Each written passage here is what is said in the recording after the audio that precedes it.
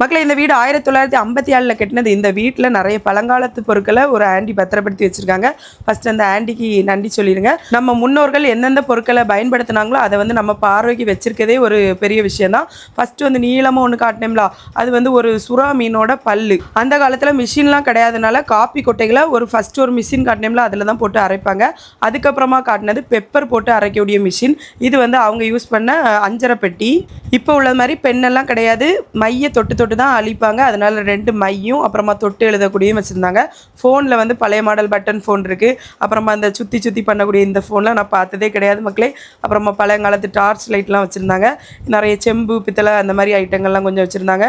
Line புளியக்கூடியது இருந்துச்சு. இது வந்து டேப் ரெக்கார்ட் பண்ணி வைக்கக்கூடியது. நான் இதெல்லாம் பார்த்தே கிடையாது, ரொம்ப டீட்டெயிலாம் எனக்கு தெரியாது மக்களே. அதுக்கப்புறமா இது என்னன்னே தெரியல.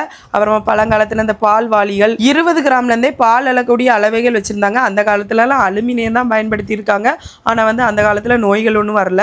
இப்போ தான் அலுமினியம் யூஸ் பண்ண விடாது, அதை யூஸ் பண்ண விடாதுன்னு சொல்லுவாங்க. இதெல்லாம் பார்த்தீங்களா, நெல் அளக்கக்கூடிய அளவைகள், நாளி பக்கா எல்லாமே குட்டி குட்டியாக அழகாக இருந்துச்சு. அந்த காலத்தில் கரண்ட் வசதி கிடையாது. அதனால நிறைய விளக்குகளில் தான் மண்ணெண்ணெய் அந்த மாதிரிலாம் ஊற்றி வைப்பாங்க.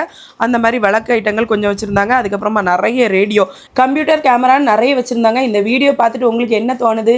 மலரும் நினைவுகள் ஏதாவது ஞாபகம் வந்துச்சுன்னா மறக்காமல் கமெண்ட்டில் ஷேர் பண்ணுங்கள் மக்களே. லைக் பண்ணுங்கள்.